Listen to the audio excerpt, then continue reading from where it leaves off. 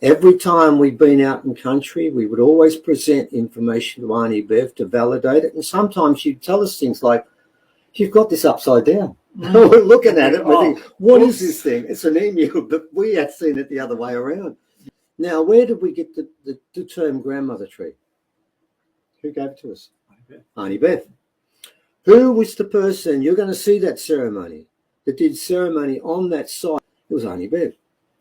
Who told us about the glyphs? Auntie Bev. Because when I was given the ceremony, I was told to go on to country and do what the elders told me to do and work with them. If they know what they're talking about, do not question them.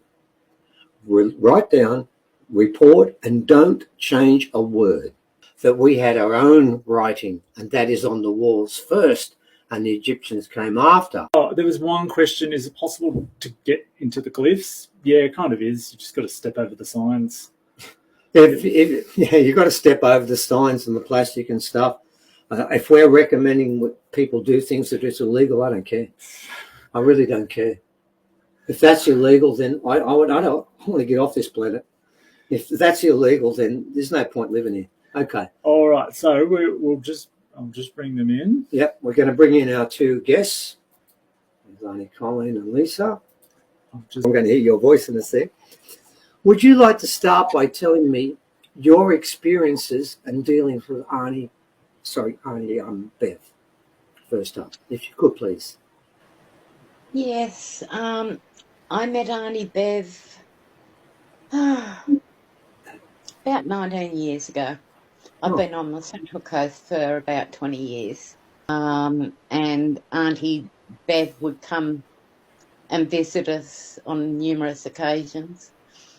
Auntie Bev took me under a wing to help me clarify, I guess you'd say,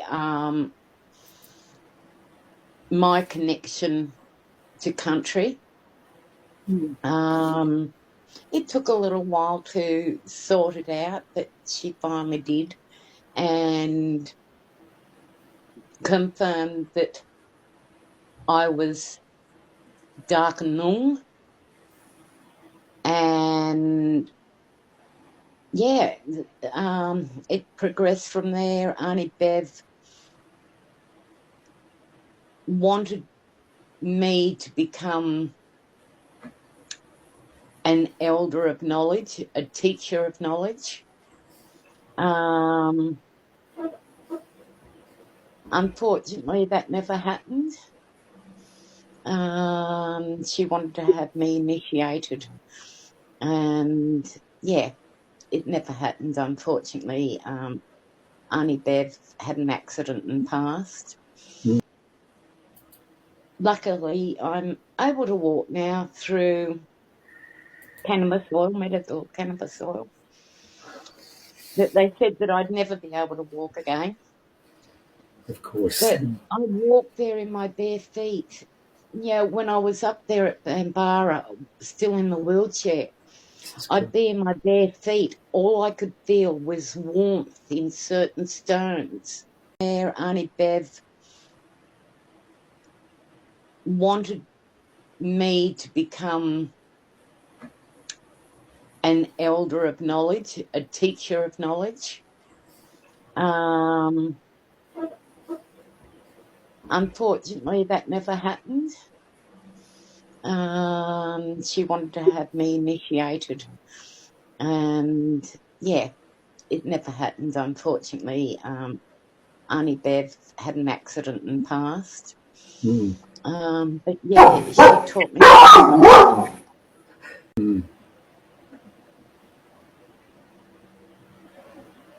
There is a younger Darkanung woman who has been there and has identified. I'm going to name him. It's Gavy Duncan. Since Gavy Duncan has been putting out there that the grandmother tree isn't sacred, it's just another tree. This has got to stop. Yeah. You know, I'm trying to protect this land, this sacred land that I was taught so much about. I've had my Aboriginality denounced by these people. I strongly believe Gabby Duncan's involved as well. I'm not going to run away. Look, if I wasn't Aboriginal, I would have run away ages ago with all the threats. Mm. I am a very, very proud Ewan from my father's side and Darkanung from my mother's side. Mm. I'm not going anywhere. So if any of them are secretly watching this, you've got to fight on your hands, because I'm not going anywhere. I am going to protect this land, whatever it takes. I really appreciate what you've said, because that came from the heart, not from the head. And you felt that land, you felt the warmth within it. Lisa, if I can go to you for a sec now, and we'll come back to you for sure. And you rang up and made some points, and I heard those points. And what I'd like you to do, if you could please, is remake those points and explain why you rang up, why you felt you needed to ring the radio station and tell the truth, if you could. Thank you. Okay. Thanks, Stephen. Thank you for having me on. My pleasure.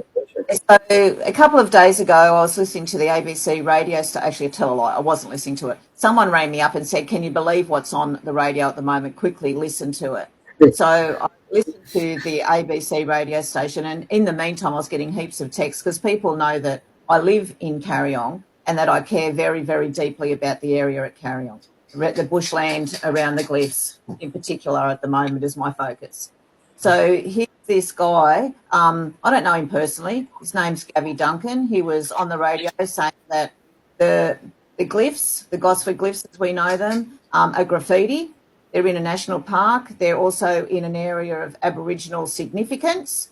And as any graffiti that would be found in an area like that, they should be destroyed. He said that they were also encouraging people from cults to come down to the area and lie on the rocks and pretend that they were going into portals, or I don't know. That's what he was saying. And he kept on repeating that it was the glyphs were encouraging people from cults to go down into that bushland, into the area of Aboriginal significance, and that the glyphs should be destroyed. What? And so, oh, yeah, well, you can sandblast them, and, you know, like any graffiti, they should go. It's ridiculous that people think that they're, you know, really Egyptian, and, you know, all the rest of it. Like, it was really, really, really one-sided and quite rude. It's bullshit. Like, you know that whole area is, well, anyone with eyes can see that area is of Aboriginal significance. It doesn't have to have been claimed by the government, because it is absolutely peppered all the way through that area with petroglyphs. And so, you know, even as someone who doesn't know anything about Aboriginality, you could say, look, this is an important area of Aboriginality, and you can't just say, well, that bit is and that bit isn't. So I think that I would rather people from cults go and lie on the rocks than for which, you know, what's that? What's that? About the Aboriginality and the glyphs, and it's all very interesting information. But where I stand is that so we have been told by traditional custodians that you can't really tell exactly what's up there because of the vegetation. So you can't say, well, there's, you know, a couple of registered sites up there, but there's nothing else. Now, you can't be sure. Besides that, do you have to have a petroglyph on the ground to say that it's sacred anyway, to say that it's an important piece of land? No. What I'm saying is that land is important because of its ecological value. That's where I really stand. And I can say that as a fact, because I'm not a traditional custodian, but I am a custodian of the land. So it is a lie, isn't it? It's not true. Yeah, I believe so. I believe that it's all a part of, for whatever reason. And it's, I mean, if you look back in history, you can see that, you know, it's been a very deliberate way of trying to get us to forget that we are part of the country. we are part of nature. We don't go into nature. We don't go, for a bushwalk into nature. We are nature. We are part of the nature is our family. And, the trees are our family. The earth's our family. Like, we are part of nature. We used to use all of, what they now call weeds as our medicine. And then, Roundup was brought in, and the whole story where they started to say, oh, well, they're weeds and they need to, and we need to give you fertiliser now to, to make you do better crops. And it's all just made us more unwell, more sick, more mentally unhealthy. It's a scam.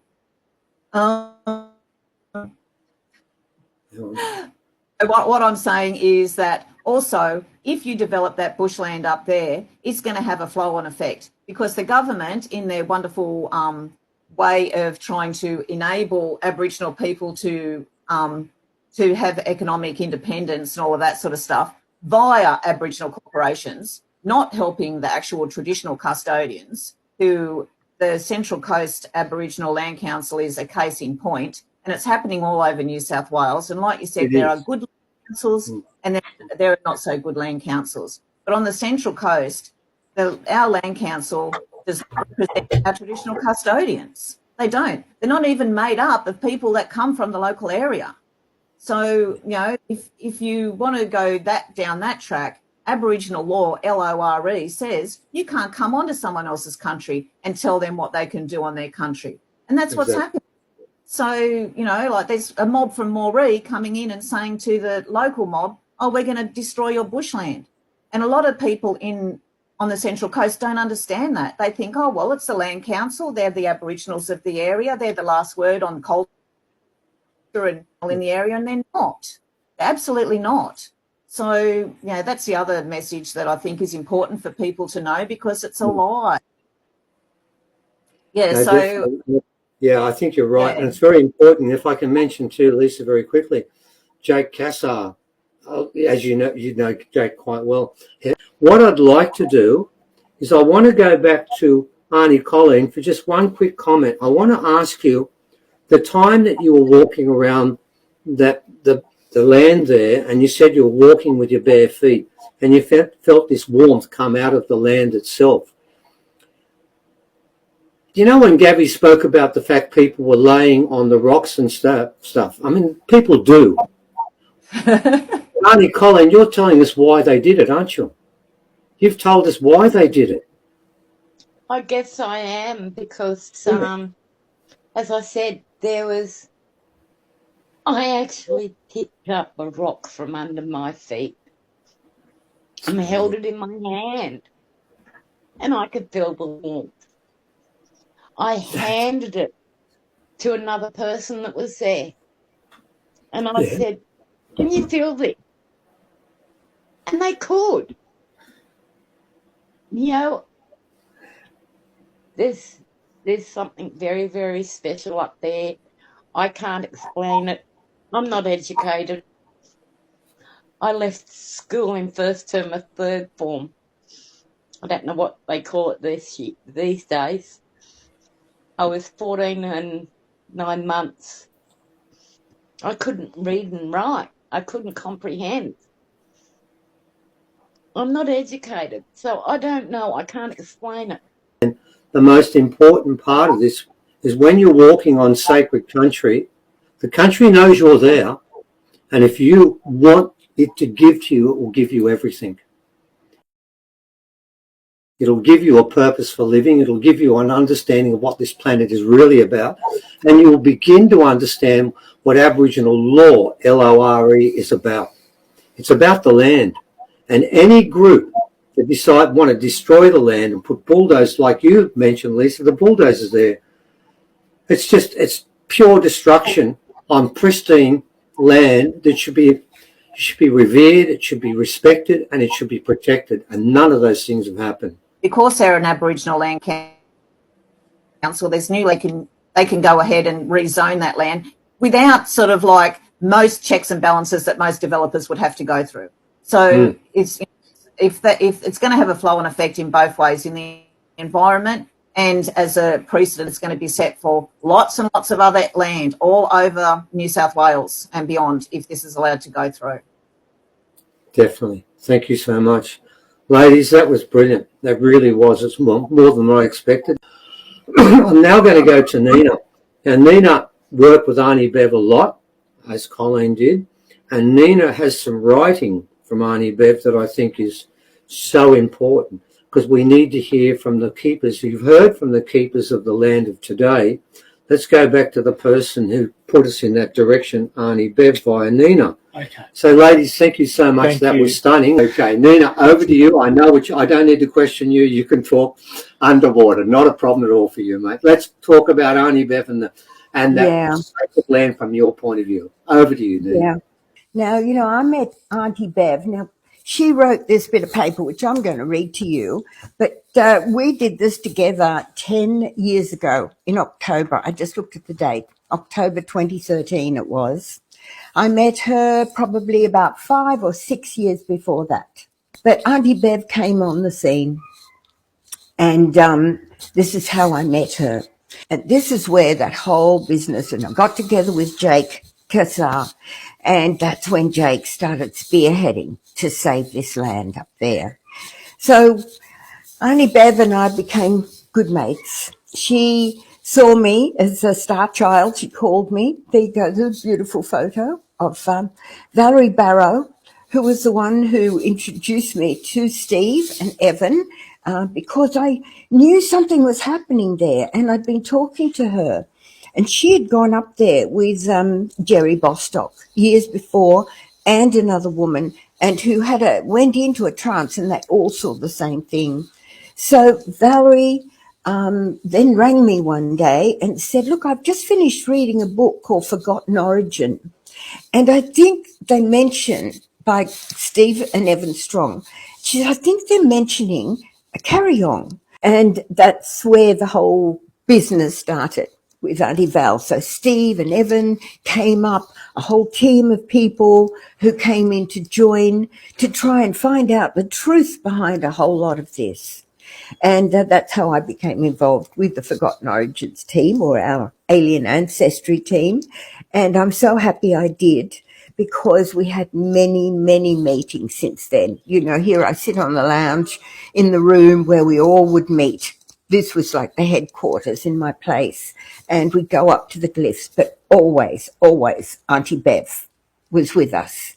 Always. They ran it past her. They told her where they were going. After they finished, they told her where they'd been, what they'd found. So it was a symbiotic relationship. It was very close. And she let us know all that we needed to know. This amazing woman, you know, she was the last initiated elder and custodian of this land. There was no one left.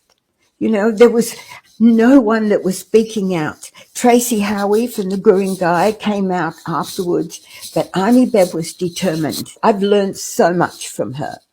She took me under her wing, and she taught me so many things. She was going to take me out west, where she was also initiated, because you had to be initiated by 3 initiated women. There was only one left here when she started this.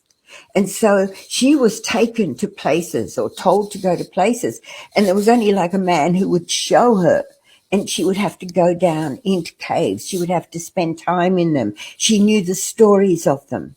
She told them. She had to repeat them over and over again. And some of the things that she told me, and she was going to take me to show me, but she passed. But I do know that they exist, etc. So I felt a great responsibility. That I would try and do whatever I could. So we saved the land up at Kariong, Bambara Road, and Grandmother Tree and all of that. But we knew too that the Land Council had claimed this land above it. And there was quite a lot. They were very silent for a long time. And then it started happening. They were putting in the development application. Things were burning. They burnt a few trees. We don't know if it was from them, but it was on their land. And we started speaking up, because we knew. I knew what that Universe platform was, because I was there when Steve and Evan and the rest of them were measuring it. And we were actually walked through the bush. So we went down a track. I went with a friend, And then they came up and met us and walked us through the bush to this actual platform. And we realised how huge it was and how many markers were on it. That platform is very close to where this land is that the Land Council have claimed. So I decided, we have to do a lot more about this. And I ended up doing a YouTube, reading it out on the YouTube. And that was the way I could get her voice out there. Now, her voice needs to be heard because she, in spirit, is very powerful. She was pretty powerful before she was in spirit, but now she really speaks loudly. This whole thing, who Steve and Evan were just talking about, who Colleen and Lisa, do not pay attention to these people. I don't know what their problem is, but this is direct. So, never bound to a single profession, tribe, race, or gender limitations, Auntie Bev walked the line between cultures, between prisoners and the prison system, between black and white, and between original tribes. By nature, she was a guide, a teacher, and diplomat, always working to balance opposing forces. She was so kind, even when she disagreed, she would sit and talk. She was very open-hearted. Auntie Bev was angered by cronyism and corruption. She was always guided by a sense of right and wrong and never hesitated to take action when she saw a chance to make a positive change, correct an injustice, or help someone in need. She was an honourable leader, a true elder. Known as Auntie to countless people, both blackfellas and white, Auntie Bev took her role as an initiated elder extremely seriously. She could recount the old stories verbatim, just as she was taught them, time after time. Auntie Bev once said of her tribal name, Gulabeen, that the elders gave me this name long before I ever became a teacher. Clearly, she was already a teacher, a natural-born leader. One of the many things Auntie Bev taught us was to always fight for what is right, which is just what we're doing. Auntie Bev? Auntie Bev was a valued advisor to the Forgotten Origin archaeology crew. Sorry. She shared her ancient knowledge with our research team for over 3 years. If it wasn't for Auntie Bev, our team would no doubt be looking at certain carvings upside down, as Steve had mentioned.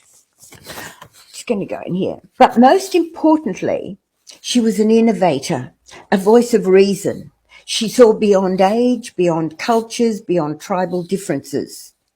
Beyond black and white, she fully embodied the spirit of Wiradjin, the black fella, white fella dreaming. She saw the bigger picture of humanity and understood that the only way forward is through oneness, not separation. Auntie Bev possessed a unique heart and a unique perspective.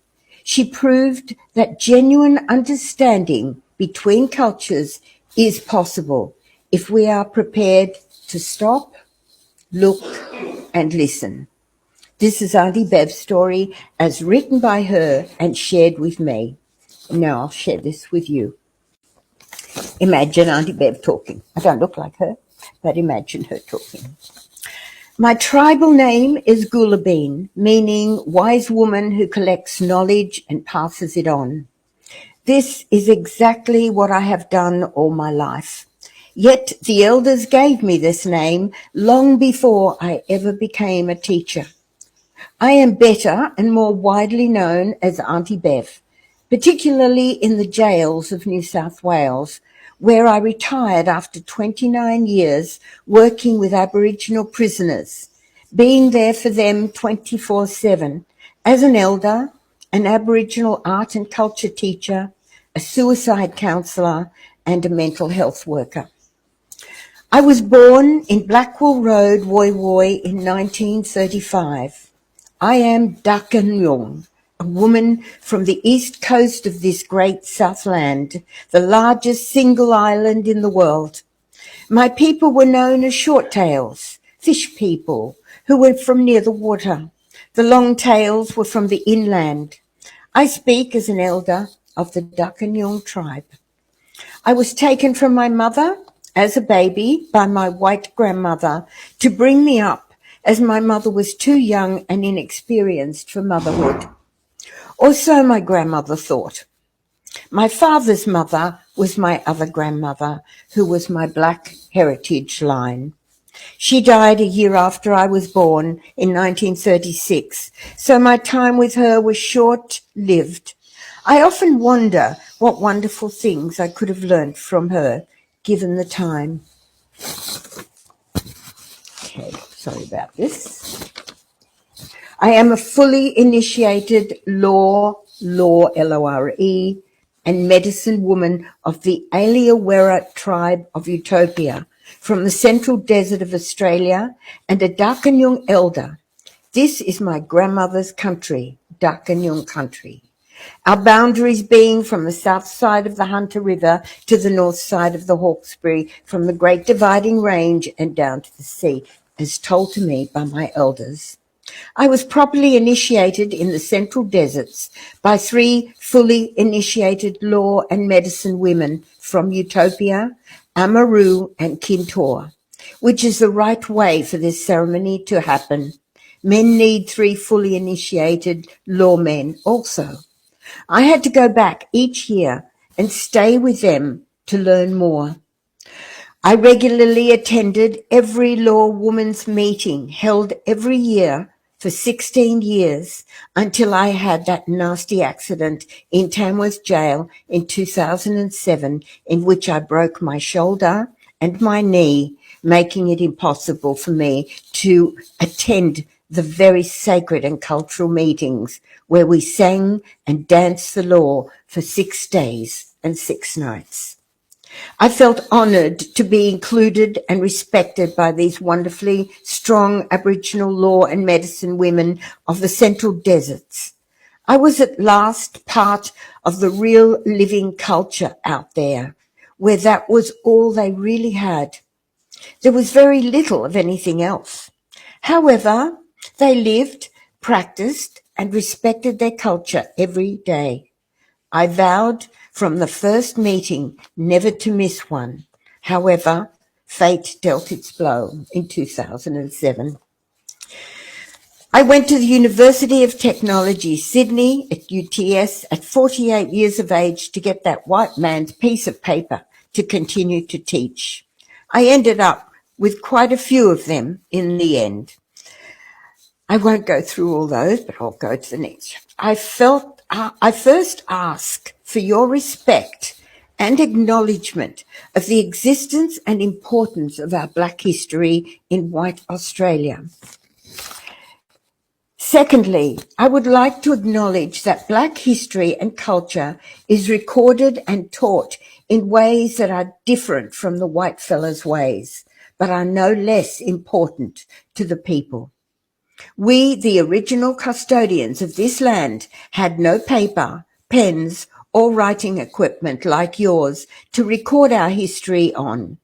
Instead, back then, we used our recall, our memory, to retell our stories and the law, and to re-sing our songs of what came before us, what needed to be passed down, carried on, down through time for posterity, just like the white man's ways.